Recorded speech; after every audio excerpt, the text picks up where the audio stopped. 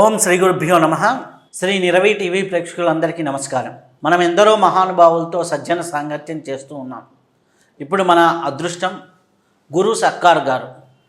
వారు హిమాలయ పరంపర నుంచి ప్రాణాయామ ప్రక్రియల్ని, కుంభక ధ్యాన పద్ధతులని నేర్చుకొని ఎంతోమందికి ప్రచారం చేస్తూ ఉన్నారు. వారితో ఇప్పుడు సజ్జన సాంగత్యం చేసే భాగ్యం కలిగింది. వారు మన స్టూడియోకు రావటం, మనతో వారి యొక్క జ్ఞానాన్ని పంచుకోవడం మన అదృష్టం. నమస్కారం అండి. నమస్కారం. మీరు అసలుకి ఈ మార్గంలోకి ఎలా ప్రవేశించడం జరిగింది? ఎక్కడి నుంచి ఈ ఆధ్యాత్మిక కోణం అనేది మొదలైంది?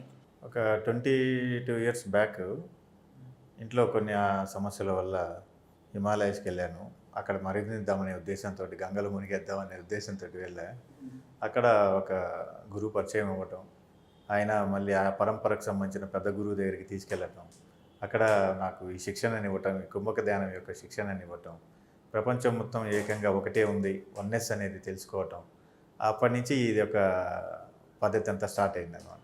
అప్పటి నుంచి ఇంకా నేను తెలుసుకున్న జ్ఞానాన్ని అందరికీ తెలియజేయాలనే ఉద్దేశంతో అందరికీ చెప్పుకుంటూ వస్తూ ఉన్నాను. మీరు ఎన్ని సంవత్సరాల నుంచి ఇది ప్రాక్టీస్ చేస్తున్నారు? ఆల్మోస్ట్ 22 ఇయర్స్ నుంచి ప్రాక్టీస్ చేస్తున్నాను. ఇప్పుడు ప్రజెంట్ మాత్రం డైలీ ఒక 6 అవర్స్ అలా చేస్తాను. నైట్ 10:30 కూర్చుంటాను, 2 వరకు కూర్చుంటాను. తర్వాత మళ్ళీ నిద్ర నైట్ పూట? లేదు, నిద్ర లేదు. మార్నింగ్ మళ్ళీ 3 గంటలకి క్లాస్ ఉంటుంది అందరికీ. ఇది కుంభక తర్వాత 5 గంటల వరకు క్లాస్ ఉంటుంది. అయిన తర్వాత నుంచి మళ్ళీ డే వర్క్ స్టార్ట్ చేసుకుంటాను. అంత ధ్యానంలోనే, నిద్ర కూడా అంత ధ్యానంలోనే వస్తుంది. అది ఫస్ట్లో స్టార్టింగ్కి వచ్చే ఇబ్బందిగా అనిపించింది, ఇప్పుడు ఓకే, మొత్తం సెట్ అయిపోయింది. అయితే ఇప్పుడు మీరు ప్రాణాయామ ప్రక్రియ అన్నారు. అసలు ప్రాణాయామం వల్ల కలిగే ప్రయోజనం ఏంటి? అసలు మనం ఈ ప్రపంచంలో తెలుసుకోవాల్సిందే ప్రాణాయామం యొక్క స్థితి తెలుసుకోవాలి, దాని సాధనే తెలుసుకోవాలి. వేరే సాధనలు ఏవైనా కూడా మనకు అంత ఫలితాలు ఇవ్వవు. ఖచ్చితంగా ఈ ప్రాసెసే తెలుసుకోవాలి. ఇప్పుడు శ్వాస మీద ధ్యాస ఎలాగైతే పత్రి గారు చెప్పారో, మీరు కూడా శ్వాస మీద ఎంతో గొప్ప రీసెర్చ్ చేశారు, చాలా సంతోషం. అది కూడా అలాగనే ఇది కూడా ప్రాణాయామం అనేది కూడా కుంభకం యొక్క ముఖ్య ఇదనమాట. శరీరంలో ఉన్నటువంటి అన్ని నాడులకి ఈ ప్రాణాయామం ద్వారా ఆ శక్తిని పూర్తిగా ఒక లైటింగ్ టెక్నాలజీ ద్వారా వెళ్ళటానికి ఈ యొక్క ప్రాసెస్ ఉందన్నమాట. ఇదే అద్భుతమైనటువంటి ప్రాసెస్. అయితే ఈ ప్రాణాయామం మనం చేస్తున్నప్పుడు మన శరీరంలో ఎట్లా మనకి ఈ ప్రాసెస్ లోపలికి అవుతుంది అన్నారు? ఎలా జరుగుతుంది? ఎన్ని రోజులకు తెలుస్తుంది? ఇది మొట్టమొదటి 2 వారాల్లోనే దీని యొక్క ప్రాసెస్ మొత్తం మనకు తెలిసిపోతుంది. ముందు శరీరానికి సంబంధించిన ఏవైతే రుగ్మతలు ఉన్నాయో అవన్నీ ఒకదాని ఒకటి తర్వాత స్టెప్ బై అన్నీ తగ్గుతూ వస్తాయి. ప్రాబ్లమ్స్ అన్నీ తగ్గుతూ వస్తాయి. ఎందుకంటే మనము ప్రాణ శక్తిని నిల్వ చేసినప్పుడు శరీరం లోపల ఉన్నటువంటి అత్యంత తేజస్సు కలిగినటువంటి ఒక యొక్క స్థితి వస్తుంది, ఆ యొక్క చైతన్యం వస్తుంది లోపల. దాని ద్వారా ప్రతి శరీరంలో నుండి ప్రతి సెల్ కూడా కరెక్ట్గా యాక్టివేట్ అయ్యి శరీర భాగాలలో మొత్తం కూడా ఆ శ్లేషణ అనేది జరుగుతుంది అన్నమాట. దానివల్ల మనకు శరీరపరంగా ముందు మానసిక స్థితిలో బాగా ఉత్తేజం రావటము, స్థిరమైన మానసిక స్థితి రావటం, ఇవన్నీ కూడా ఈ ప్రాణాయామం ద్వారా, ఈ కుంభకం ద్వారా జరుగుతుంది అన్నమాట. అయితే కుంభకం వల్ల ఎన్ని ప్రయోజనాలు ఉన్నాయి? కుంభకం అసలు జీవితానికి మొత్తానికి ప్రయోజనమే ఇది. కుంభకం చేసిన తర్వాత మనం ధ్యానం అనేది మళ్ళీ అసలు సబ్జెక్టులోకి వచ్చేస్తాం. కుంభకం అనేది సాధారణంగా మనం ప్రాణశక్తిని నిల్వ చేసుకొని దాన్ని మన శరీరానికి తగ్గట్టుగా తయారు చేసుకోవడానికి ముందుగా ప్రాసెస్ అన్నమాట. ఇది ఒక వామప్ లాంటిది. కానీ అసలు సబ్జెక్ట్ ఏంటంటే ధ్యానం చేసేటప్పుడు మనం ఏదైతే ముందుగా చేసినటువంటి కుంభకం ఉందో అది చాలా ఉపయోగపడుతుంది. మనం ధ్యానం చేసినప్పుడు ఏమవుతుందంటే ఇన్నర్గాను అవుటర్గాను ప్రాణశక్తి యొక్క వలయంలో తేడా వస్తుంది, మార్పులు వస్తాయి. ధ్యానం చేసేటప్పుడు మనం బాగా దృష్టి పెట్టిన, కళ్ళ ముందు పెట్టుకొని తాడై మీద దృష్టి పెట్టినప్పుడు అలాంటి మార్పులన్నీ వస్తాయి అన్నమాట. ఆ మార్పులు వచ్చినప్పుడు ప్రాణశక్తి ఎక్కువగా నిల్వ చేసుకొని ఉంటే మన లోపల ఉన్నటువంటి ఆబ్జెక్టులు ఎఫెక్టివ్ లేకుండా పనిచేస్తాయి అన్నమాట. దానికోసమే ఈ కుంభకం యొక్క ఉపయోగం, ముఖ్యమైన ఉపయోగం అది అన్నమాట. ఇది జీవితకాలం ప్రతి వారు చేయాల్సినటువంటి స్థితి అది. అయితే ఈ కుంభకాలు అందరూ చేయకూడదు అంటారు కదా. ఇప్పుడు కొంతమంది వ్యాధుల రూపేణ నేను కూడా అదే సబ్జెక్ట్లో ఉన్నాను కాబట్టి కొద్దిగా డీప్ వెళ్తున్నాను. ఎందుకంటే కుంభకాలు అందరికీ చెప్పకూడదు, కుంభకాలు అందరికీ ఆ, అందకూడదు అంటే చేయకూడదు అని. అంటే ఈ సబ్జెక్టు అందరికీ సంబంధించిందే, కానీ కొంత లంగ్స్ ప్రాబ్లం ఉన్నవారు కొంచెం నిదానంగా ప్రాసెస్ స్టార్ట్ చేయాలి. ఇప్పుడు మేము శ్వాసలు చెప్పినప్పుడు ఇటు 12, రైట్ సైడ్ 12, లెఫ్ట్ సైడ్ 12 చేసుకోమని చెప్తాం. శ్వాసలు తీసుకొని కుంభకం చేసుకొని తర్వాత వదలాలని చెప్తాము. ఈ ప్రాసెస్లోనే స్టార్టింగ్లో చేసే వాళ్ళకి ఎక్కువసేపు లోపల నిల్వ ఉంచుకోకుండా 2 సెకండ్స్ పాటు మేము పెట్టుకొని అలా ఒక మఠం వరకు చేయమంటాం. అంటే ఒక 12 ఇటు 12 చేసిన దాన్ని ఒక మఠం అంటారు. ఇలా 5 సెట్లు చేసిన దాన్ని ఒక సంబ అంటారు. ఈ ప్రాసెస్లో జనరల్గా మేము అందరికి సంబ ప్రిఫర్ చేస్తాము. కానీ ఇట్లా లంగ్స్ ప్రాబ్లం ఉన్న వాళ్ళు, ఊపిరితిత్తులు ఇలా డిస్టర్బెన్స్లో ఉన్నవారు మాత్రం కొంచెం నిదానంగా స్టార్ట్ చేయమని చెప్తాం అనమాట. కానీ రిజల్ట్ అయితే ఖచ్చితంగా వస్తుంది. వాళ్ళకి కూడా ఒక 1 ఇయర్ పాటు జాగ్రత్తగా చేసుకోగలిగితే ఆ తర్వాత వాళ్ళు కూడా ఒక సంబా చేయగలరు ఈజీగా. అయితే ఈ ప్రాణాయామం మనం చేస్తూ ఉన్నారు, ప్రాక్టీస్ చేస్తూ ఉన్నారు, వాళ్ళకి ఎటువంటి ఆరోగ్య ప్రయోజనాలు ఉంటాయి? అదే ఇందాక కూడా చెప్పిన అదే, శరీరంలో ఉన్నటువంటి అన్ని రుగ్మతలు ఆల్మోస్ట్ 80% క్లియర్ అయిపోతాయి దీంట్లోనే. ఎందుకంటే ప్రాణశక్తి నిల్వ చేసిన తర్వాత అది రీస్టోరింగ్ కెపాసిటీ జరుగుతూ ఉంటుంది లోపల. అంటే ప్రతి కణం సెల్ బాగా యాక్టివేట్లోకి వచ్చి దాని ద్వారా శరీర భాగాలన్నిటికీ చాలా వేగవంతంగా ఈ ప్రాణశక్తిని అందించడం ద్వారా జరుగుద్ది అనమాట. మనకి జనరల్గా సైన్స్ ప్రకారం మనకి ఏంటంటే అల్ట్రా వైలెట్ టెక్నాలజీ అనే ఒక టెక్నాలజీ ఉంటుంది మనకి. అంటే మామూలుగా బాడీ లోపల ఉంటుంది ఒక రెడ్ కలర్ లేయరు, బాడీ మొత్తాన్ని ఆ లైట్ నడిపిస్తుందని చెప్పి సైంటిఫిక్గా ప్రూవ్ అయింది అనమాట. మనం ప్రాణశక్తిని ఎక్కువగా నిల్వ చేసినప్పుడు, కుమ్మకం చేసి ఉన్నప్పుడు, అంటే గాలిలో ఉన్నటువంటి శక్తిని మొత్తాన్ని తీసుకొని ఆ ప్రాణశక్తిని నిల్వ చేస్తే లోపల ఆ లైట్ అనేది ఏదైతే ఉందో ఇది దాదాపు 220 టైమ్స్ ఎక్కువగా జనరేట్ అవుతుందని చెప్పి సైంటిఫిక్ ప్రూవ్ అయింది. దానివల్ల ఏమవుతుందంటే ఇప్పుడు సపోజ్ మనం ఇప్పుడు ఇలా వేలు కదిలిస్తున్నాం కదా, అంటే మెదడు నుంచి ఇక్కడ వరకు ఒక లైటింగ్ వచ్చిందని అర్థం అనమాట. ఆ లైటింగ్ అనేది సమాచారం తీసుకొని వచ్చి చెప్పడం వల్ల వేలు కదిలిస్తుంది. ఇది స్పిట్ టైంలో జరుగుద్ది అనమాట. కానీ కుమ్మకం చేసే వాళ్ళకి ఏంటంటే 220 టైమ్స్ వేగంగా జరుగుద్ది అనమాట. అందుకనే వీళ్ళు ప్రొడక్టివిటీగా ముందుకు వెళ్ళగలరు అన్ని విషయాల్లో. సాఫ్ట్వేర్ ఇంజనీర్స్ కానీ కుంభకం చేసుకొని కూర్చుంటే ధ్యానంలో చాలా ప్రొడక్టివిటీ వచ్చేస్తుంది. మార్కెటింగ్ చేసేవాళ్ళు కానీ, లేదా కార్పొరేట్ కంపెనీస్ వాళ్ళు కానీ, హౌస్ వైఫ్స్ కానీ, ఎవరైనా సరే చేస్తే దీనివల్ల అంత రిజల్ట్ ఉంటుంది అనమాట. అయితే ఎస్పెషల్ ఏంటంటే మార్నింగ్ 3 to 5 అనేది బెస్ట్ టైం దీనికి. ఎందుకంటే లెఫ్ట్ బ్రెయిన్, రైట్ బ్రెయిన్ ఏకకాలంలో పనిచేసే అదే సమయం కాబట్టి, అంటే మనకు లాజికల్ మైండ్ కూడా ఒకే టైంలో పనిచేస్తుంది కాబట్టి ఆ టైంలో ఈ కుంభకం చేయటం వల్ల అసలు అద్భుతమైన రిజల్ట్ వస్తుంది అనమాట. అసలు ధ్యానం అనేది అద్భుతమైంది. ఈ ప్రాసెస్ అంతగా మించి అనమాట. అది ఈ కాలానికి కూడా అతీతంగా వెళ్ళగలిగేటువంటి స్థితి. అందుకే మనకు సంస్కృతంలో ఓడుందనమాట ఇది, కుంభకం ఆత్మజ్ఞానం అని చెప్పి. కుంభకం వల్ల మీరు ఆత్మజ్ఞానం సంపాదించుకోవచ్చు అని చెప్పి చెప్పబడింది శాస్త్రంలో. అంత గొప్పది. అందుకే అందరికీ ఈ జ్ఞానాన్ని పంచుతున్నాం ఉచితంగా. అయితే కుంభకము చేస్తే మంచిది అన్నారు. ఇప్పుడు నేను కూడా ప్రాణాయామాలు చెప్పిన తర్వాత చాలామందికి బీపీ, హై బీపీ ఉన్న వాళ్ళు నార్మల్ స్టేజ్కి రావటం, అలాగే ఇవన్నీ కూడా గ్యాస్ట్రిక్ రిలేటెడ్ ఇష్యూస్, ఇవన్నీ చిన్న చిన్న ఇష్యూస్ అయితే చెప్పనవసరం లేదు. జస్ట్ ఒక 15 రోజుల్లో వెళ్ళిపోతాయి. ఎవరుకున్నా కానీ ఓ 90 రోజులు ప్రాణాయామం చేయమంటే ఆల్మోస్ట్ వాళ్ళు 90 రోజుల్లో 90% ఇష్యూస్ అంటే కార్మిక్ పరంగా వచ్చినాయి కాకుండా నార్మల్గా ఉన్న అన్ని విషయాలు వెళ్ళిపోతూ ఉంటాయి. సో ప్రాణశక్తి కర్మను ఎలా డీల్ చేస్తుంది, ప్రాణశక్తి వ్యాధిని ఎలా క్లియర్ చేస్తుంది? Very good question. అసలు యాక్చువల్ చాలా డెప్త్ క్వశ్చన్ ఇది. ఆరోగ్యానికంటే నేను ఇందాక చెప్పింది మ్యాచ్ అవుతుంది. బట్ కర్మని ఎలా క్లీన్ చేసుకుంటుంది? మన పతంజలి యోగ మహర్షి చెప్పాడు కదా, ధ్యానం వల్ల కర్మలు దగ్ధమవుతాయి అని చెప్పి. అయితే దగ్ధం ఎలా అవుతాయి? ఇది ఏమవుతుందంటే మనకు ప్రాణశక్తిని ఎక్కువ నిల్వ చేసుకున్న తర్వాత శరీరం యొక్క స్పృహ నుంచి మనం పక్కకు వస్తాం.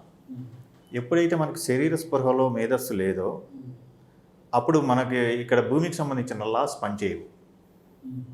దీన్ని మన శాస్త్రం ప్రకారం బ్రహ్మగంధి విచ్ఛేదనం అంటారు. కొద్దిగా దూరం తర్వాత కొద్దిగా ప్రాణశక్తిని నిల్వ చేసిన తర్వాత బ్రహ్మగంధి కట్ అయిపోతుంది. దాని తర్వాత భూమికి సంబంధించిన లాస్ పనిచేయ వాళ్ళ మీద. అందుకే మన యోగులందరూ కూడా ఎక్కువ కాలం ఎంత సమయం కావాలో అంత సమయం బతకగలరు. కారణం ఏంటంటే ఈ ప్రాణశక్తిని వాళ్ళు ధ్యానం ద్వారా అడాప్ట్ చేసుకోవటం వల్ల జరిగిందనమాట. ఇది పూర్తిగా మనిషి దీంట్లోకి ఆరోగ్యం కోసం రాకూడదు, తన గురించి తాను తెలుసుకోవటం కోసం రావాలి. అందుకే రావాలి. ఎందుకంటే మనము పుడుతున్నాము, చనిపోతున్నాము, మధ్యలో ఏం జరుగుతుంది అనేది వెరీ ఇంపార్టెంట్ మనకి. అసలు ఎందుకు వస్తున్నాము, ఎందుకు పోతున్నాము అనేది వెరీ ఇంపార్టెంట్ కదా. ఆ ప్రాసెస్లోనే మనం కుంభకంలోకి రావాలి, ఈ ధ్యానం యొక్క స్థితిలోకి రావాలి. ధ్యానం తప్ప వేరే అద్భుతమైన ప్రాసెస్ ఈ ప్రపంచంలో లేదు, ఇంకా వేరేది దీనికంటే హై ఎండ్ లేదు. ఇంకా దీన్ని పట్టుకున్నాక వేరే ప్రాసెస్లు పట్టుకోవాల్సిన అవసరం కూడా లేదు. ఎందుకంటే తనకు తానే 2 వారాల్లోనే తనకు తెలిసిపోతుంది, దీని యొక్క స్థితి ఏంటనేది తెలుస్తుంది, అద్భుతంగా తెలుస్తుంది. 2 వారాలు అవసరం లేదు, గట్టిగా ఒక ఫోటో చేసినా తెలుస్తుంది. అంటే స్టార్టింగ్లో ఉన్న వారికి, అసలు పరిచయం లేని వాళ్ళకి కూడా 2 వారాల పాటు కరెక్ట్గా కూర్చుంటే తన స్థితి ఏంటనేది తనకు తెలిసిపోతుంది. అంత అద్భుతమైనటువంటి స్థితి. పాయసం ఎంత తీగా ఉందనే దానికి జస్ట్ స్పూన్ తీసి నోట్లో పెట్టుకోవడమే. Very good. సో అలానే ప్రాణశక్తిని ప్రాణాయామం చేస్తే గట్టిగా ఒక 1/2 గంట తర్వాత కళ్ళు మూసుకొని కూర్చుంటే వాడికి తెలిసిపోతుంది. అసలు 100% అసలు అంటే ఆలోచన రహిత స్థితిని ప్రాక్టికల్గా చేసుకోవడం అనేది ఎంత ఇది. మనం దాదాపుగా 40-50 సంవత్సరాల పాటు మనం జీవిస్తున్నాక ఒక ప్రాణశక్తిని ద్వారా మనం ధ్యానంలోకి నిమగ్నమైన తర్వాత ఆలోచన రహిత స్థితిని అసలు తీసుకురావటం అనేది చాలా గొప్ప విషయం కదా. నిజంగానే అది అంటే సాధ్యమైంది. సాధ్యం ఇట్లా చిటికేయటం ఎంత ఈజీనో ఆలోచన రహిత స్థితిని తీసుకురావడం అంతే ఈజీ అవును అనమాట. Just technique. అయితే కొంతమంది ఏమని చెప్తారు అంటే ధ్యానానికి టెక్నిక్స్ వర్కౌట్ కావు, ధ్యానం అనేది ఒక నిశ్చలమైన స్థితి, సో దానికి ముందర ప్రాణాయామాలు అవసరమా అనేది కూడా ఉంది. సో ఈ విత్ టెక్నిక్తో ధ్యానం, వితౌట్ టెక్నిక్తో ధ్యానానికి డిఫరెన్స్ ఏంటి? విత్ దీంట్లో టెక్నిక్స్ యాక్చువల్గా అవసరం లేదు కూడా వాస్తవానికి. కాకపోతే ఏంటంటే మనం వామప్ లాంటిది అనమాట. ఇది ప్రాణశక్తిని నిల్వ చేయడం అనేది వామప్ లాంటిది. ఎందుకంటే ధ్యానం చేస్తూ ఉంటే ఏమవుతుందంటే ముందు గాలి అనేది లోపల స్తంభం జరిగిపోతుంది. ఇప్పుడు ధ్యానంలో కూర్చున్నాక గాలి పీల్చుకోవడం కూడా చాలా కష్టంగా ఉంటుంది. అంటే శరీరానికి కావాల్సినంత ప్రాణశక్తి రాదు లోపలికి. అటువంటిప్పుడు ఏమవుతుంది అంటే లోపలే ఆ ప్రాణశక్తి జనరేట్ చేసుకుంటారు. ఆటో పైలట్ సిస్టమ్ ఉంది కాబట్టి బాడీకి ఎప్పుడన్నా మనకి జలుబు చేసినా ఏదైనా చేసినా లోపల ఆటోమేటిక్గా రిపేర్ చేసుకుంటుంది కదా బాడీ. అలాగా ఆటోమేటిక్గా రిపేర్ చేసుకోవడానికి అక్కడ శక్తిని జనరేట్ చేస్తుంది. ఇదే మనకు కావాల్సింది కూడా ఇక్కడ. దాన్ని అటెస్ట్ చేస్తారు యోగులు. అందుకని విత్ ప్రాక్టీస్ చేస్తే మంచి రిజల్ట్ వస్తుంది. ఎందుకంటే పెద్దానికి ఒక ప్రాసెస్ ఉంటుంది కదా, ఆ ప్రాసెస్లోనే వెళ్తేనే ఉపయోగం. యాక్చువల్గా ధ్యానానికి ఏ ప్రాసెస్ కానీ ఎంత అనుభవం కానీ ఇది ఏమి అవసరం లేదు. జస్ట్ సైలెన్స్ కూర్చుంటే సరిపోతుంది, పీస్ ఆఫ్ మైండ్ వచ్చేస్తుంది. అన్నీ గుర్తొస్తున్నా సరే ఆబ్జెక్ట్ మీద గుర్తు. ఇప్పుడు మనం తాడై మీద పెడతాం, కొంతమంది శ్వాస మీద ధ్యాస పెడతారు, కొంతమంది గుండె చప్పుడు మీద పెడతారు, ఆర్ట్ ఆఫ్ లివింగ్ వాళ్ళు బొడ్డు కదలికల మీద పెడతారు. ఇలా ప్రతి వాడు ఒక్కొక్క ప్రాసెస్ పట్టుకుంటారు. ఏ ప్రాసెస్ పట్టుకున్నా పర్వాలేదు, ధ్యానమే అద్భుతమైంది అసలు సందేహం లేకుండా. ఈ ప్రాసెస్ చాలా సింపుల్ది, శక్తివంతమైంది, పరిపూర్ణమైంది, శాశ్వతమైంది. అయితే ఇప్పుడు మీరు అన్నారు మనకి అనేక డైమెన్షన్లు ఉన్నాయి. ఆ డైమెన్షన్లో డైమెన్షన్లో మనం ఉన్నాం. ఈ డైమెన్షన్ నుంచి మనము కట్ అయిపోయి ఉన్నతమైన డైమెన్షన్లోకి వెళ్తాము. అప్పుడే మనకి ఈ డైమెన్షన్ లాస్, కర్మ, ఆయువు ఇవన్నీ వర్తించదు అంటారు. సో ఈ కర్మ, ఆయువు అనేది వర్తించినప్పుడు ఈ గ్రంథి భేదనం అనేది జరుగుతుంది కదా. ఈ గ్రంథి భేదనం అనేది జరిగినప్పుడు మనకు వచ్చే సింటమ్స్ ఏంటి? భేదనం అయిన తర్వాత ఆ మనిషి యొక్క నేచర్ ఏంటి? మనకు ఎప్పుడైతే మన ఈ గ్రంథి విచ్ఛేదం జరిగిందో మనకు వైరాగ్య స్థితి వస్తుంది. అంటే దేని మీద అటెన్షన్ ఉండదు. ఎప్పుడైతే ఈ ప్రపంచంలో మొత్తం అటెస్ట్ చేసిపడింది ఏంటంటే ప్రతి ఆబ్జెక్ట్ మీరు చూడండి, ప్రేమ, వ్యామోహం అనే కాన్సెప్ట్ మీద మొత్తం ప్రపంచం మొత్తం రన్ అవుతూ ఉంటుంది. ఎప్పుడైతే ఈ స్థితి వస్తుందో, దాన్ని దాటుకొని ఉన్న స్థితి వస్తుందో, ఒక అతీతమైన స్థితి వస్తుందో, కాలానికి అతీతమైన స్థితి వస్తుందో, ఆటోమేటిక్గా మనకు వైరాగ్య స్థితి వచ్చేస్తుంది. ఈ వైరాగ్య స్థితిలో ఏమవుతుందంటే అల్టిమేట్ లెవెల్కి వెళ్ళిపోతాడు. అంటే ప్రేమ, జనరల్గా లవ్ అనేది జీవితంలో ప్రతి ఆబ్జెక్ట్ని నాశనం చేస్తుంది. వ్యక్తుల పట్ల ప్రేమ కానీ, సమాజం పట్ల ప్రేమ కానీ, ఏదైనా సరే ఈ ప్రేమ వల్ల ఆబ్జెక్ట్ అంతా చెడిపోతూ ఉంటుంది. ఎందుకంటే అక్కడ ప్రేమ ఎప్పుడైతే ఎమోషన్ ఉందో మనిషి శారీరకంగా కానీ మానసికంగా కానీ చాలా ఇబ్బందులు పడతాడు. ఎందుకంటే అక్కడ లాక్ అయిపోతాడు. ప్రేమ ఎప్పుడు బంధిస్తుంది మనిషిని. బట్ ప్రాణశక్తి ద్వారా ధ్యానం చేయటం వల్ల ఈ స్థితిని దాటుకొని ముందుకెళ్తాడు. అంటే అది స్క్రిప్ట్ చేసేస్తాడు. ఏదైతే ప్రేమ అనే ఆబ్జెక్ట్ ఉందో దానికంటే అతీతంగా వెళ్ళగలడు. ఇప్పుడు చూడండి, మనకు 14 లక్షల సంవత్సరాల క్రితం త్రేతాయుగం అప్పుడు రాముడు పుట్టిన్నాడు. అంతేగా త్రేతాయుగం జరిగింది ఇదే. కానీ ఇప్పుడు ఎలా తెలిసింది రాముడి గురించి అంటే ధ్యానంలోనే సాధ్యం ఇది. కాలానికి అతీతంగా వెలిగేటువంటి గొప్ప స్థితి అది. దీంట్లో తప్ప వేరే ఏ మార్గం లేదు ఇంకా. అందుకని ఈ డైమెన్షన్స్ ఇవన్నీ మనకి యాక్చువల్గా మన నాలెడ్జ్లో లేవు. అయ్యో అది పర్సనల్గా ఎవరికి వారు అనుభవించుకోవాల్సిందే. కానీ ఫ్యాక్ట్ ఈజ్ మెడిటేషన్. మీరు 22 ఏళ్ళు సాధన చేశారు. ఈ సాధనలో మీకు వచ్చినటువంటి ప్రాసెస్ ఏంటి? మీ అనుభవాలు అడగటంలో ప్రాసెస్ ఎలా ఉంటుంది? అంటే వీటిల్లో ఒక గ్రంథి భేదనం జరిగిన తర్వాత ఎలా జరుగుతుంది, ఎటువంటి మార్పులు వస్తాయి, జీవితం పట్ల ఎలా ఉంటుంది? అంటే జీవితాన్ని చూసే పద్ధతి అంటున్నారా? చెప్పా కదా, వైరాగ్య స్థితే. ఇంకా ఏది చూసినా ఇవన్నీ ఎందుకు జరుగుతుంది, ఇందాక మీతో డిస్కస్ చేసింది కూడా, ఇవన్నీ ఎందుకు జరుగుతున్నాయి, దేనికోసం, ఇవన్నీ నాకు అవసరం ఏంటి దీనివల్ల అని చెప్పి ప్రతి దాని మీద అటాచ్మెంట్ పోతుంది. జరిగే ప్రాసెస్ ఇదే దీంట్లో జరిగేది. ఈ మధ్య కాలంలో ఏంటంటే ఇది అందరికీ తెలియాలి అనే ఒక చిన్నపాటి సంకల్పంతో ఇప్పుడు అందరికీ ఎస్టాబ్లిష్ చేసుకుంటూ వస్తూ ఉన్నాను లాస్ట్ 10 yearsగా. దీనికి ముందు అసలు మనుషులతో మాట్లాడాలంటే కూడా నాకు ఆ స్థితి ఉండేది కాదు. ఎప్పుడు సైలెంట్గా ఉంటుంది మైండ్. ఇది ప్రాసెస్లో జరుగుద్ది, కానీ ఇది అల్టిమేట్ స్టేజే. కానీ సమాజంలో వీటిని కూడా కొంచెం కంట్రోల్ చేసి పెట్టుకొని ఉండాలి. ఎందుకంటే వీఆర్ లివింగ్ ఇన్ సొసైటీ. అందుకని కొంత భాగాన్ని మనము సమాజం కోసం కేటాయిస్తూ మిగతా భాగం మొత్తం మన కోసం మనం కేటాయించుకోవాలి. అసలు జీవం యొక్క స్థితి ఏంటనేది తెలుసుకోవడం అనేది వెరీ వెరీ వెరీ ఇంపార్టెంట్ ప్రతి వారికి. అది ఇప్పుడు వైరాగ్యము, వైభోగము ఈ రెండు ఉన్నాయి.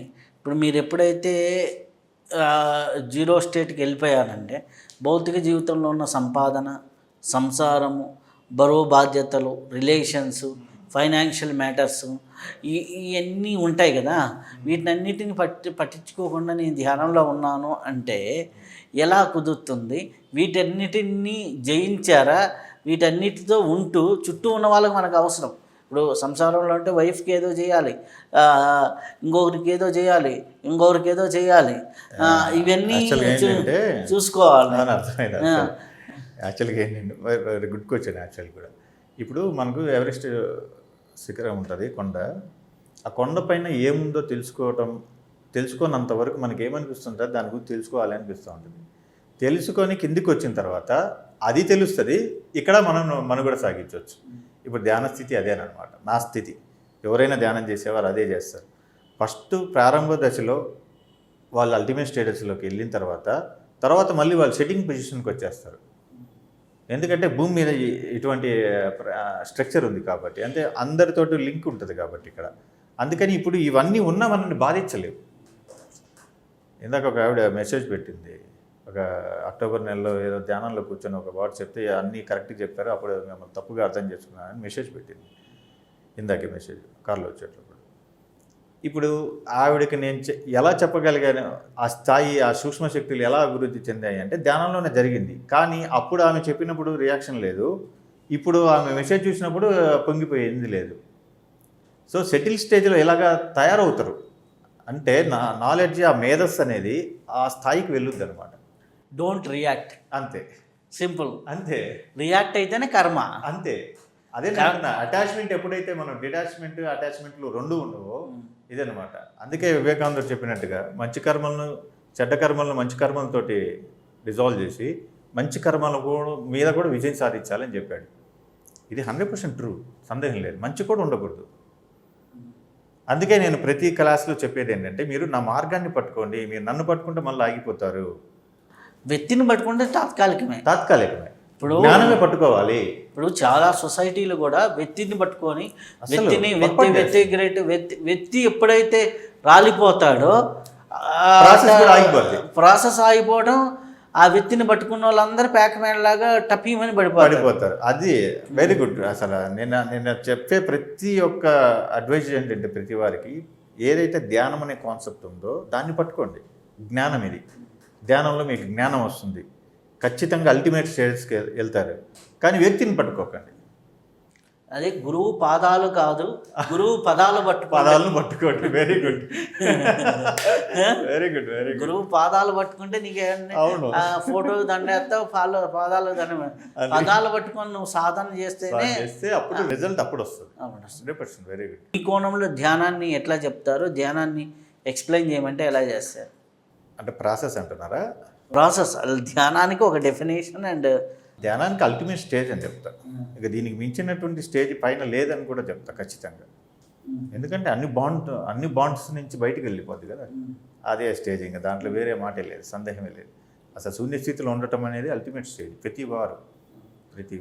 అదే పతంజలి మనకి మామూలుగా చూసుకున్నప్పుడు యోగ సూత్రాలు, పతంజలి యోగ సూత్రాలు కానీ అష్టాంగ యోగం కానీ చూస్తే మనకి యమ, నియమ, ఆసన, ప్రాణాయామ, ప్రత్యాహార, ధారణ, ధ్యాన, సమాధి ఉంది.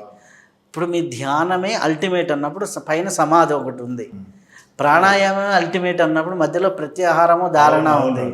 సో వీటికి ఫీలింగ్ ఏంటి? నేను చెప్తా. ఇప్పుడు మన శరీరంలో కొండలి శక్తి ఉందని చెప్పి అంటారు కదా, ఎంతమంది కొండలి సంబంధించిన శక్తిని చూడగలిగారు? అసలు ఎక్కడున్నాయి ఆ చక్రాలు? 100% లేదు, ఎవరికి తెలియదు. రామకృష్ణ పరమహంస తేల్చి చెప్పాడు కూడా ఈ మాట. నీకు కొండలి శక్తులు కానీ లోపల చక్రాలు, భూచక్రాలు అలాంటివి ఏమీ ఉండవు. అది యోగి నిన్ను సాధనలో ఉపయోగించబడినటువంటి ఒక మార్గం. అది 1000 శ్వాసలు తర్వాత 6000 శ్వాసలు చేసుకోవటం అనేది, అది వాళ్ళు ఆ మార్గాన్ని చూపెట్టారు తప్ప, ఇది ఇప్పుడు ఈయన చెప్పినటువంటి యామ ప్రాణాయామంలో కూడా మనం ఏది ఎక్స్టెన్స్కి వెళ్తుంది అనేది మనకు తెలియదు. అందుకని ఏంటంటే మనం సమాచారం తీసుకోవడంలోనే లోపం. ఇప్పుడు చూడండి, మన ఆంధ్రప్రదేశ్లో బాగా ఎస్టాబ్లిష్ అయినటువంటి ఒక ప్రవచనకర్త, మనం రీసెంట్గా ఒక వీడియో చూసా, పూణేకి వెళ్తున్నప్పుడు. ఇప్పుడు అన్నం వండుకుంటాం, పట్టుకుంటాం ఒక గిన్నె. ఇప్పుడు లెఫ్ట్ సైడ్ పెట్టుకుంటాం అనుకోండి, పితృదేవతలు కోపం వస్తుందట. ఇది తీసుకొని వచ్చి ఇటుపక్క పెట్టామనుకోండి రైట్ సైడ్కి, పూర్వీకులు వచ్చి ఈ భోజనం స్వీకరించారట, ఏది స్వాహా చెప్పిన తర్వాత కూడా అని చెప్పాడు. ఎంత బలహీనతలను తయారు చేస్తున్నారు చూసారా? మనిషి అసలు శకునాలను ఈ సిస్టమే ఏర్పరుస్తుంది. ఇప్పుడు ఎడం వైపు పెడితే పుత్రిదేవుల కోపం వచ్చేదే, నువ్వు నిరూపించాలి. ధ్యానం నేను నిరూపిస్తా, నువ్వు వచ్చి కూర్చో ఒక 3 గంటలు నాతో పాటు.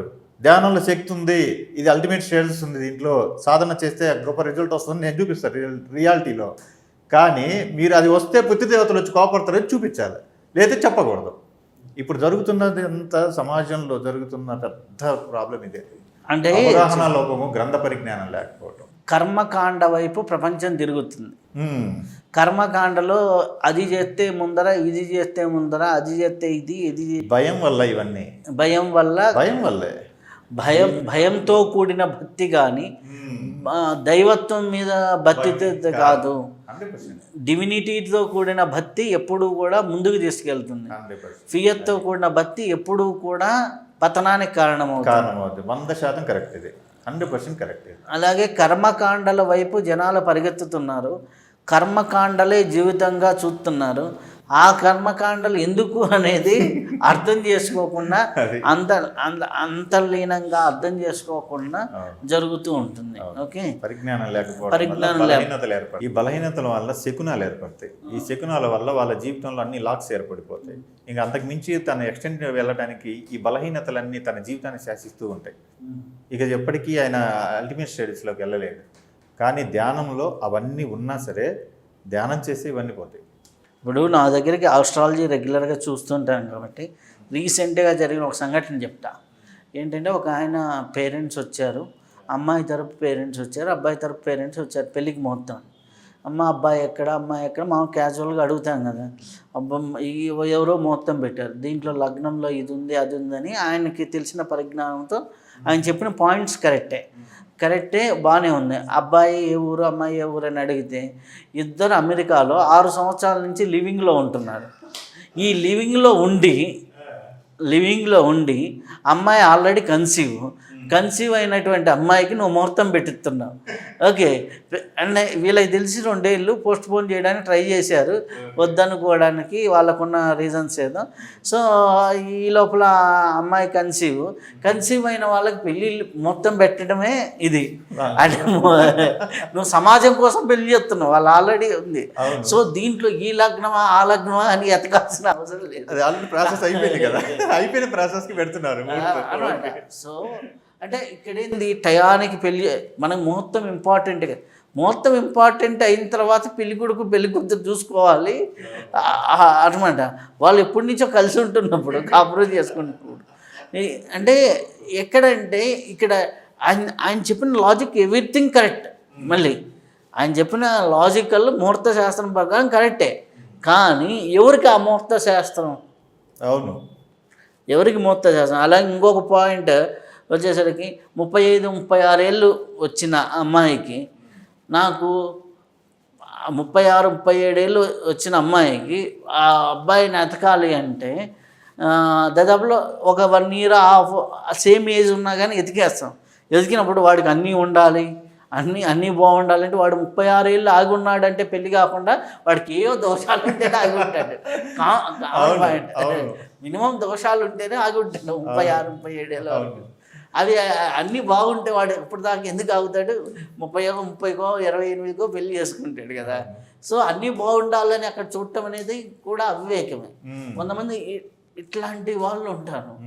అయితే ఈ లో ఫ్రీక్వెన్సీ ఆఫ్ అంటే మనము ఒక ఫ్రీక్వెన్సీలో ఉన్నప్పుడు, ఒక ఫ్రీక్వెన్సీలో వెళ్తున్నప్పుడు ఈ లో ఫ్రీక్వెన్సీ ఆఫ్ థింగ్స్ని అవివేకం అనాలా, లేకపోతే అజ్ఞానం అనాలా, లేకపోతే మీరు అన్నట్లు ఈ కర్మకాండల్లో పడి కొట్టుకుంటూ ఉన్న వాళ్ళకి ఎప్పుడు ఈ జ్ఞానం అనేది మనం ఎలా చెప్పగలం, ఎలా అందించగలం, వాళ్ళ జ్ఞాన జిజ్ఞాస వైపు ఎట్లా లాక్కరాగలం, ఎలా అనుభూతి ఇవ్వగలుగుతాం?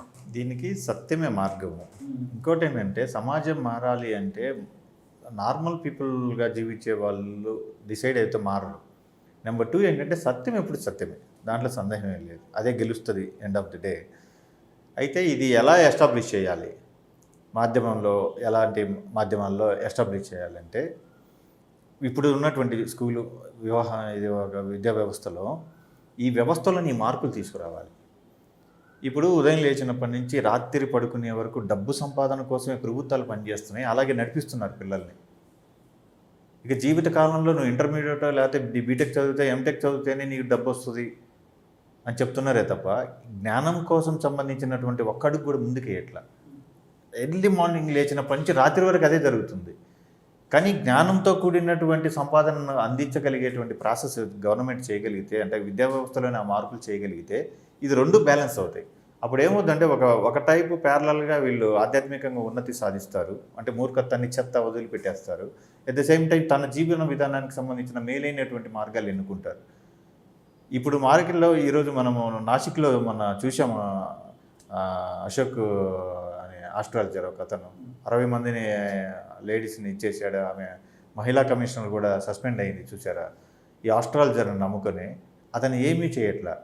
మీకు పిల్లలు పుట్టడానికి చెంబులో ఒకటి నీళ్లు పెడతాడు, వాళ్ళ పైన ఒకటి రాగి చెంబు పెట్టేసి పైకి ఇవి వెనక్కి తిరగమని చెప్పి వాళ్ళకి సంబంధించినటువంటి ఇచ్చేస్తారు. కొన్ని గ్రహాలు నేను కదిలిస్తాను, నువ్వు వెనక్కి తిరిగితే ఆ గ్రహాలు కదలటం వల్ల నీకు మంచి జరుగుతుందని చెప్తాడు. అతని టేబుల్ మీద ఉన్నటువంటి ఒక పెన్నే కదిలించలేడు, గ్రహాలను కదిలిచ్చేస్తాడు ఆయన. ఇక ఎలా ఇది జనాలు ఎలా నమ్ముతున్నారు? కనీసం కామన్ సెన్స్ అట్లీస్ట్ ఒక 2 నిమిషాలు ఆగితే మనం దీంట్లో మనం ముందుకెళ్తాం కదా అనే ఒక ఆలోచన ఎందుకు రాదంటే బికాజ్ ఈ యొక్క సిస్టమే అలా తయారైపోయింది. చెప్తున్నదే చెత్త. సత్యం ఎక్కడుంది? రియల్ స్పిరిచువాలిటీ ఎక్కడుంది? స్పిరిచువాలిటీ ఇస్ గ్రోత్, ధైర్యం, నిర్భయత్వం వస్తుంది రియల్ స్పిరిచువాలిటీలో. బట్ నువ్వు ఉదయం లేచిన మంచి భయాలు, అమ్మవారు కోపడతారంటావు, లేకపోతే కనీసం ఒక క్వశ్చన్ ఉండాలి కదా అట్లీస్ట్ ప్రాసెస్. సరే ఓకే, మన పవిత్రత మనం నిరూపించాలనుకున్నప్పుడు దానికి ఒక సిస్టమేటిక్ ఉండాలి. సంస్కారానికి భయానికి మధ్య తేడా తెలియకపోవడం వల్ల సంస్కరించడము ఒక పద్ధతి, భయపెట్టడం ఒక పద్ధతి. సంస్కరించడం కోసం భయం ఉండాలి, కానీ భయమే సంస్కారం కాదు. వెరీ గుడ్, భయమే సంస్కారం కాదు. అంటే రే అది చేయకురా అనే భయం పెట్టాలి, అది చేస్తే ఇది అవుతావు అని భయం పెట్టకూడదు. అది సంస్కారానికి భయానికి మధ్య ఉన్న వ్యత్యాసాన్ని గుర్తించలేక సంస్కరించడం కోసం పెడుతున్నారు. ఇప్పుడున్న ఎడ్యుకేషన్ సిస్టంలో వివేకము లేదు, విచక్షణ లేదు, సంస్కారం లేదు. ఇప్పుడు నాకు జరిగిన ఒకటి చెప్తాను. అంటే ఎలా అయిపోతున్నారు, లో మైండ్ ఫ్రీక్వెన్సీలో ఏమైపోతున్నారు అంటే మొన్న ఒక పెద్ద అంటే బయటికి ఎట్లా చెప్పాలి నాకు కూడా అర్థం కావటంలా, అంటే పెద్ద చదువు చదివి పెద్ద కంపెనీలో దాదాపులో నెలకి లక్షల్లో సంపాదిస్తున్నవాడు నా భార్య ఇటువంటి డ్రెస్ చేసుకొని బయటకు వస్తేనే అందంగా ఉంటుంది అనే కంప్లైంట్ ఇచ్చే స్థితిలో ఉన్నాడంటే అర్థమైందా? అంటే అమ్మాయి నీకు కావాలంటే నీ ముందర ఏదైనా వేసుకుంటాను, ఓపెన్ ఇదనమాట. అంటే విడాకుల దాకా వచ్చిన ఇష్యూ, నీకు కావాలంటే నీ ముందర ఎలాగైనా నేను ఉండడానికి రెడీ. కానీ మా ఫ్రెండ్స్ అందరూ నువ్వు బాగుండాలి అంటే ఈ డ్రెస్సే వేసుకొని రావాలి అని భారీ కండిషన్ పెట్టే స్థితిలో, అంటే లో మైండ్ సెట్లో ఉన్నారు జనాలు. అంటే ఎలాంటి కోణంలో ఉన్నారు నాకు అనిపించింది అనమాట. సమాజం గురించి మనం ఆలోచిస్తే రియల్గా ఎంత అంటే ఎంఐ అంటే పెద్ద ఎడ్యుకేషన్, అంటే నేను లక్షల్లో, అంటే నీకు పెద్ద ఎంఎన్సి కంపెనీల పేర్లు ఎందుకులే కానీ వీళ్ళ సంస్కారం అనమాట. అంటే నువ్వు శారీ కట్టుకొని వస్తే, పంజాబ్ డ్రెస్ వేసుకొని వస్తే నిన్ను అందంగా నువ్వు వాళ్ళందరికీ కనపడకపోతే నా వాల్యూ తగ్గుతుంది. అంటే ఫలానా వాడే భార్య బాగుంది అంటే వీడి వాల్యూ పెరిగినట్ట, అంటే వీడికి వాల్యూ ఉన్నట్ట లేనట్ట. తన ఆలోచన స్థితి చూడండి ఎలా ఉందో అన్నమాట. సో అంటే ఇక్కడ నాకు ఏం అర్థమైంది అంటే, మనకి కుటుంబ నేపథ్యంలో పెరగాల్సిన పిల్లల్ని తీసుకెళ్ళి 8th 9th క్లాసులో 6th 7th క్లాస్కి వచ్చే కుటుంబం అవగాహన అయ్యే లోపే తీసుకెళ్ళి హాస్టల్లో వేస్తున్నాం. హాస్టల్లోనే ఇంటర్మీడియట్ బీటెక్లు అయిపోయి కంపెనీలోకి వెళ్తున్నాడు, వాడిని తీసుకొచ్చి సంసారంలో పెడుతున్నాం. మెయిన్ రీజన్ ఏంటంటే సత్యాన్ని పట్టుకోకపోవటమే కారణం. తను ప్రతి వారికి ఒక ఇండివిజువల్ కెపాసిటీ ఉంది, ప్రతి వారికి ఇండివిజువల్కి ఒక శక్తి ఉంది.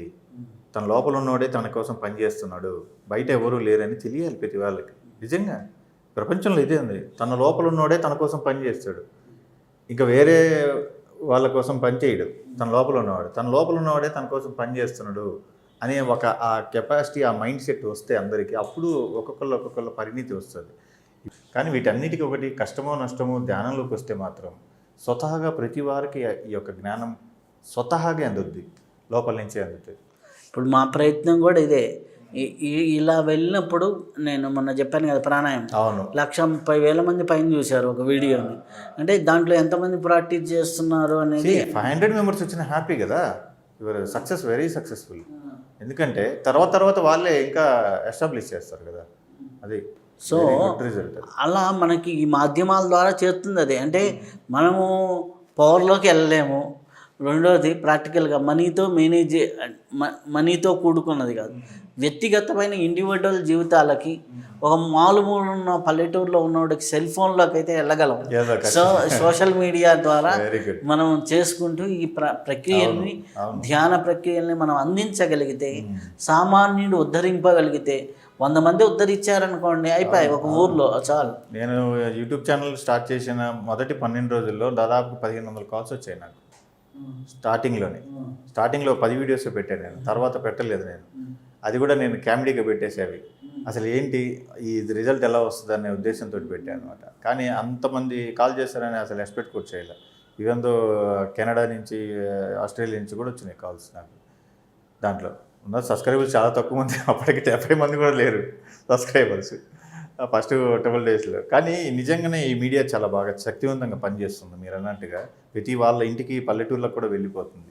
కాకపోతే నేను అనేది ఏమంటే అందరూ రియలైజ్ అవ్వాలి, ప్రతి వారు. ఈవెన్ టీవీ ఛానల్స్ వాళ్ళు కూడా ఎస్టాబ్లిష్ చేస్తున్నారు, కానీ అవన్నీ కూడా కొంచెం స్పిరిచువాలిటీలో ప్యూర్ స్పిరిచువాలిటీని ఎస్టాబ్లిష్ చేయాలి. అంటే రోజులో ఒక పార్ట్ న్యూస్తో పాటు ఇది కూడా చెయ్యాలి అనేది నా ఒక ప్రయత్నం. దీనికి డబ్బులు రావు కదా, అందుకే అనేది కొంత పార్ట్, ఒక గంటన్న అట్లీస్ట్ ఒక 1 hour 23 hours డబ్బు సంపాదించుకో. ఈవెన్ దో ఒక 1 hour రియల్ స్పిరిచువాలిటీ ఏదైతే ఉందో దీనికి డబ్బులు రావు. అంటే సత్యాన్ని సత్యంగా గుర్తించి చేసేవాళ్ళు చాలా తక్కువ అనమాట. అలా అక్కడ డబ్బు మిస్యూజ్ కాదు సార్, మిస్యూజ్ కాదు, హ్యాపీగా అవుతుంది. జెన్యూన్గా చేసేవాళ్ళు, జెన్యూన్గా వాళ్ళని బిలీవ్ చేయరు.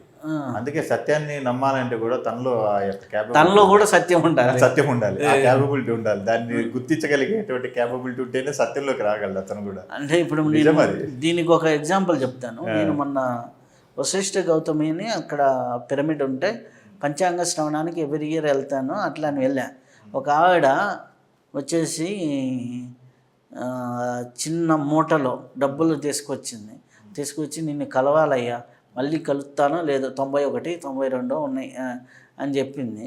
వచ్చి ఇట్లా బుగ్గలు పట్టుకొని నీ వల్ల నేను ఎంతో నేర్చుకున్నా, నీకు రుణపడిపోతా అనేసి వాళ్ళ పిల్లలు వాళ్ళు ఇచ్చిన డబ్బులు ఉంటాయి కదా, అవి మొత్తం ఇట్లా మూట కట్టుకొని వచ్చి నాకు ఇచ్చి వాళ్ళ మనమరాలతో వచ్చింది. మనమరాలకే 50 ఉన్నాయి మనవరాలకి, అర్థం చేసి మనవరాలు 50లో ఉంది, అర్థం చేసి. నేను 6 జనరేషన్లు చూశానయ్యా. ఇప్పుడు హ్యాపీగా ప్రాణాయామం చేసుకున్నా, ధ్యానం చేసుకున్నా, 92 ఏళ్ళకి ఏ రోగం లేకుండా బతుకుతున్నా. ఇది భగవంతుడు నాకు ఇచ్చాడు. నీ దగ్గర నుంచి ఇంత నేర్చుకుంటున్న ఇంటర్వ్యూల్లో నీకు రుణం ఉండిపోతాను అనేసి, అంటే ఆమెలో, అంటే ఆమె ఇచ్చేది చిన్న 3000 ఇచ్చింది, కానీ ఆ ఇచ్చింది నాకు చాలా తృప్తి. అది తీసుకెళ్ళి కవర్లో పెట్టి బీరువాలో అట్లా పెట్టా. అంటే ఆవిడ ఇచ్చింది బాధ్యత పెరిగింది అప్పటి నుంచి, ఇంకొంచెం బాధ్యత. అంటే కొంతమంది ఉంటారు సార్ జెన్యున్గా చేసేవాళ్ళు ఉంటారు. వాళ్ళని చూస్తే నిజంగా ఇంత ఉంటుందా అంటే, ఒక్కొక్క అంటే మనకి సాధన చెప్పేటప్పుడు కూడా అది ఒక్కొక్క పాయింట్లో రైజ్ అవుతుంది. మనం ఎందుకులే బోర్ కొట్టేసింది ఆపుదాం అనుకుంటా, ఆపేటప్పుడు ఎవడో ఒకడు వస్తాడు జెన్యున్గా చేసేవాడు. అయితే సార్ ఇక్కడికి వచ్చేసరికి మనకి సాధన అనే దాంట్లోకి వెళ్ళినప్పుడు ప్రతి మనిషికి సజ్జన సాంగత్యం అవసరమే, స్వాధ్యాయం అవసరమే అంటారు. ఈ సజ్జన సాంగత్యం, స్వాధ్యాయం ఎలా ఉపయోగపడతాయి మనిషికి? అంటే దానికంటే పై పార్ట్ ఏంటంటే, ఫస్ట్ వీటిని ఎలా అవగాహన చేసుకుంటాం అనేది ఇంపార్టెంట్. ఇప్పుడు చాలామంది ఏంటంటే అందరితో కలిసి కూర్చుంటే నేను కూడా చెయ్యగలను అనుకుంటాడు. ఫస్ట్ స్టెప్లో రాంగ్. మనం బిల్డ్ చేయాల్సింది పరిసరాలని కాదు, క్యారెక్టర్ని బిల్డ్ చేయాలి. ఫస్ట్ అది చెయ్యాలి. కానీ అందరూ ఏం చేస్తున్నారంటే పరిసరాలను బిల్డ్ చేసుకుంటారు. పరిసరాల వల్ల ఇతని క్యారెక్టర్ డెవలప్ అవుద్దని భావిస్తాడు. ఇది టోటల్ రాంగ్ ప్రాసెస్. ఎందుకంటే పరిసరాలన్నీ డిజాల్వ్ అయిపోయినాయి అనుకో, తనలో క్యారెక్టర్ డ్యామేజ్ వస్తుంది. కానీ బిల్డ్ చేయాల్సింది తన క్యారెక్టర్ని బిల్డ్ చేసుకోవాలి. అప్పుడు ఏమవుతుంది, పరిసరాలు మారినా సరే తన క్వాలిటీలోనే ఉంటాడు. అప్పుడు తను డిస్టర్బ్ అవ్వడు. అందుకని ఏం చేయాలంటే మనం సజ్జన సాంగత్యం ఇవన్నీ that is okay, one of the ఆ ప్యాటర్న్లో ఓకే. కానీ ఫస్ట్ స్టెప్లోనే మన మైండ్లో వాళ్ళకి ఫిక్స్ చేయాల్సింది ఏంటంటే, నేను స్పష్టంగా చెప్పేస్తాను సందేహం లేకుండా శిష్యులందరికీ కూడా, ఖచ్చితంగా మిమ్మల్ని క్యారెక్టర్ డెవలప్ చేసుకోండి. ఎన్విరాన్మెంట్ తయారు చేసుకోవద్దు. అంటే మీరు బలహీనులని ఎన్విరాన్మెంట్ తయారు చేసుకుంటారు. అలా ఫస్ట్ మీరు బలహీనులని నమ్మొద్దు. మీరు బలవంతులే, శక్తివంతులే, సందేహమే లేదు దాంట్లో. భగవత్ స్వరూపులే, భగవత్ స్వరూపం ఉంది అందరిలో. అది మీరు గుర్తిస్తారు ధ్యానంలో, సందేహం లేకుండా. ఫస్ట్ మీ క్యారెక్టర్ని డెవలప్ చేయండి. తర్వాత మీరు ఎన్విరాన్మెంట్ సపోర్ట్ తీసుకోండి అవసరమైతే. అది ఉన్నా లేకపోయినా మీ క్యారెక్టర్ మాత్రం బిల్డ్ చేసుకోండి అని చెప్పేది. ఇది వెరీ ఇంపార్టెంట్ అన్నమాట. ఇది చెప్పేటప్పుడే స్పష్టతతో ఫస్ట్ నుంచే చెప్పాలి. అన్నీ అవసరమే, ఎందుకంటే వీఆర్ ఇన్ లివింగ్ సొసైటీ కాబట్టి. కానీ వాటి వల్లనే మనం డెవలప్ అవుతున్నామంటే ఆ సక్సెస్ వచ్చినా వేస్ట్ అయ్యి. నో, ఆయన చెప్పినటువంటి కంటెంట్ని డెవలప్ చేసుకోవాలి. శ్వాస మీద ధ్యాస అల్టిమేటు, గౌతమ బుద్ధుడికి సంబంధించింది చెప్పేశాడు, ఆల్రెడీ తేల్చి చెప్పేశాడు. శ్వాస మీద ధ్యాస చేసుకో, ఖచ్చితమైన స్థితి వస్తుంది నీకు అని చెప్పేశాడు. ఆయన్నే ఈయన ఎస్టాబ్లిష్ చేశాడు, పత్రిజీ గారు ఎస్టాబ్లిష్ చేశాడు. పత్రి గారు చెప్పినటువంటి కంటెంట్లో ఆయన నిజంగా నాకు తెలిసి ఇప్పుడున్న వాళ్ళల్లో చాలా ప్యూర్గా ఉన్న పర్సన్స్లో పత్రిజీ గారు అనిపిస్తారు నాకు. నేనైతే కలవలేదు ఒకసారి కూడా. బట్ ఆయన మీటింగ్స్లో చూసినప్పుడు ఎప్పుడన్నా ఆయన చెప్పే కంటెంట్ని పట్టుకోవాలి. అప్పుడు ఇతని క్యారెక్టర్ డెవలప్ అవుతుంది. మీరు పత్రిజీ గారిని పెట్టుకుంటే ఆయన మీద కాంట్రవర్సీ వచ్చినప్పుడల్లా నువ్వు ఆయన డిజాల్వ్ చేసుకొని వెళ్ళిపోతూ ఉంటావు అనుకో, ఇంకా నువ్వు ఎక్కడ స్టాండ్ అవుతావు? నీ కన్సిస్టెన్సీ ఎక్కడ దెబ్బతినిపోతుంది కదా కన్సిస్టెన్సీ. అందుకని build the character first. This is the very important. క్యారెక్టర్ని బిల్డ్ చేయాలంటే ఎలా? సత్యాన్ని పట్టుకోవాలి. ఉన్న మార్గమే, వేరే ఆప్షనే లేదు. ఎప్పుడైతే సత్యాన్ని పట్టుకుంటేనే నీకు ప్రాసెస్ నిలబడుతుంది. ఇప్పుడు నేను చెప్పా కదా, మీ ప్రాసెస్లో సబ్జెక్ట్ ఉందో లేదో, నా ప్రాసెస్లో ఉందే సబ్జెక్ట్ నేను నిరూపిస్తాను ప్రతిసారి. ఎందుకంటే ఇది సత్యం. సత్యం ఓడిపోయే ఛాన్స్ లేదు. అందుకని క్యారెక్టర్ బిల్డ్ అవ్వాలంటే సత్యాన్ని పట్టుకొని ఉండాలి. ఇప్పుడు సాధన చేస్తుంటాడు ఓ మనిషికి, ఈ బయట ఉన్న విషయాలతో ఎక్కడో ఒక చోట ఒక లోన్లీనెస్, యాంగ్జైటీస్ ఇవన్నీ సహజంగా ఉంటాయి. సాధన వాడిని ఎట్లా బయటికి తీసుకొస్తుంది? సాధన చేస్తే అసలు అక్కడ జరిగేటువంటి ఆబ్జెక్ట్స్ అన్నీ కూడా తను ముందు రిసీవ్ చేసుకోడు. ప్రాబ్లం అంతా అదే కదా. సమాజంలో అన్నీ జరుగుతున్నాయి, కానీ మీరు ఎలా రియాక్ట్ అవుతున్నారు అనేదే కదా ఇంపార్టెంట్. ఆ రియాక్షన్ అనేది ఆగిపోయినప్పుడు ఇక సమాజంలో జరిగేదంతా తనని ఇంపాక్ట్ చేయలేదు. ఫస్ట్ థింగ్, మెసేజ్లు పెట్టడం ఇవన్నీ కూడా చాలామంది చేస్తుంటారు నెగిటివ్గా కూడా, కానీ అవన్నీ మనం క్యారెక్టర్ని బిల్డ్ చేసుకోకపోతే మనని ఇంపాక్ట్ చేస్తాయి. మన క్యారెక్టర్ని బిల్డ్ చేసుకున్నాం అనుకో ధ్యానం ద్వారా, సత్యం ద్వారా, అప్పుడు ఆటోమేటిక్గా అవన్నీ డిజాల్వ్ అయిపోతాయి. మేము చేయాల్సింది ఇదే. అందరూ ఏది చేసినా మనం ఎలా రియాక్ట్ అవుతున్నాం ఆ సమయంలో అనేదే కదా ఇంపార్టెంట్.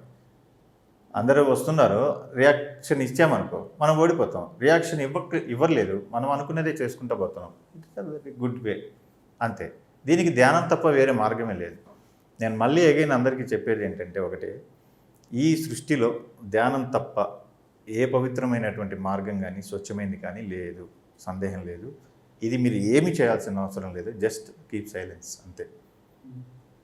మీరు పోగు చేసుకున్న సమాచారము, మీ పరిసరాలు, ఇప్పుడు చేయవలసిన పనులు, చేసినటువంటి పనులు అన్నీ ఆ కొద్దిసేపు పక్కన పెట్టండి చాలు. జస్ట్ 2 వీక్స్లోనే అసలు ఒక అద్భుతమైన వ్యక్తిగా తయారైపోతారు, సందేహం లేకుండా. సాధన ముందు ఆల్రెడీ అలవాటు ఉన్న వాళ్ళకి మొదటి రోజు నుంచే స్టార్ట్ అవుతుంది. అసలు కొత్తగా వచ్చిన వారు కూడా జస్ట్ 2 వీక్స్లోనే అల్టిమేట్ రిజల్ట్, అసలు ట్రెమెండస్ రెస్పాన్స్ వచ్చేస్తుంది. దాంట్లో నో డౌట్ అబౌట్ ఇట్. అయితే ఈ సాధనని పిల్లలకి ఎలా పట్టిస్తే బాగుంటుంది? అదే నేను విద్యా వ్యవస్థలోనే ముందు దీని గురించి ఒక టెండెన్సీ రావాలి. రెండోది ఏంటంటే చెప్పేవాళ్ళు కూడా చాలా సరళంగా, సింప్లిఫైగా చెప్పాలి, సరళంగా చెప్పాలి.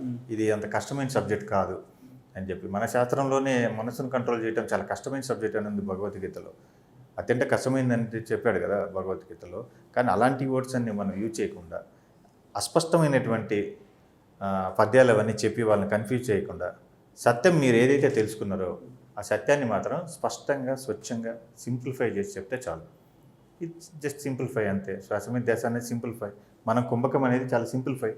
జస్ట్ దీపం పెట్టుకోమంటున్నాం 2 అడుగుల దూరంలో. త్రాటక ధ్యానం అంటారు దాన్ని. దీపం పెట్టుకోమంటున్నాం, చెస్ట్ కంటే కింది వరకు దీపం పెట్టుకోవాలి, జస్ట్ కళ్ళు మూసుకోవాలి, మూడో కన్ను మీద దృష్టి పెట్టాలి, అంతే. ఇంకా వేరే ఏం లేదు, సింపుల్. పెడతా ఉంటే రిజల్ట్ వస్తుంది ఆటోమేటిక్గా. ఖచ్చితంగా నీలో ఆ క్యారెక్టర్ ఇంప్లిమెంటేషన్ వస్తుంది. అప్పుడు ఆటోమేటిక్గా ఈ ప్రపంచాన్ని చూసే పద్ధతి కూడా మారిపోద్ది. అందుకే అద్భుతమైనటువంటి మార్గమే ధ్యానం. చాలా సంతోషం అండి, చాలా అద్భుతమైన విషయాలు పంచుకోవడం జరిగింది. చాలా అద్భుతమైన విషయాలు. ఒక రకంగా ఇది ఒక సరదాగా సత్యంతో కూడుకున్న ఇంటర్వ్యూ, సరదాగా సత్యంతో కూడుకున్న ఇంటర్వ్యూ. మీకు కూడా చాలా కృతజ్ఞతలు. ఎందుకంటే ఇలాంటి మంచి కంటెంట్ను మీరు ఇంట్రెస్ట్గా జనాలకు అందించాలనే సంకల్పం పెట్టుకోవడం కూడా చాలా గొప్ప విషయం. అది నిజంగా మళ్ళీ ఇంకోసారి ఎప్పుడైనా కలిసి మళ్ళీ ఇలాంటివి చేద్దాం. తప్పకుండా సార్. ఇది నేను రాసినటువంటి శ్వాస అనే పుస్తకం.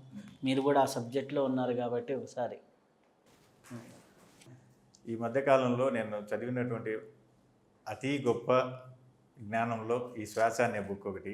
చాలా రవి గారు చాలా శ్రద్ధతోటి ఎన్నో పరిశోధనలు చేసి నిజంగా మనలో ఉన్నటువంటి శక్తిని, మనలో ఉన్నటువంటి పరమాత్మని గుర్తించడానికి శ్వాస ఏ విధంగా ఉపయోగపడుతుందని స్పష్టంగా, క్లియర్గా దీంట్లో పిన్ను కూర్చున్నట్టుగా చెప్పారు. చాలా గొప్ప రీసెర్చ్ ఉంది దీంట్లో. ఖచ్చితంగా అందరూ చదివి మేలు పొందాలని మనస్ఫూర్తిగా కోరుకుంటున్నాను. ఈ శ్వాస అనే బుక్. చాలా చాలా సంతోషం అండి. చాలా అద్భుతమైన విషయాలు మాతో పంచుకున్నందుకు చాలా చాలా కృతజ్ఞతలు. ఇప్పటి వరకు అద్భుతమైనటువంటి జ్ఞానాన్ని తీసుకున్నాం. మరొక్క విశిష్ట అతిథితో కలుసుకుందాం. అంతవరకు సెలవు. నమస్కారం.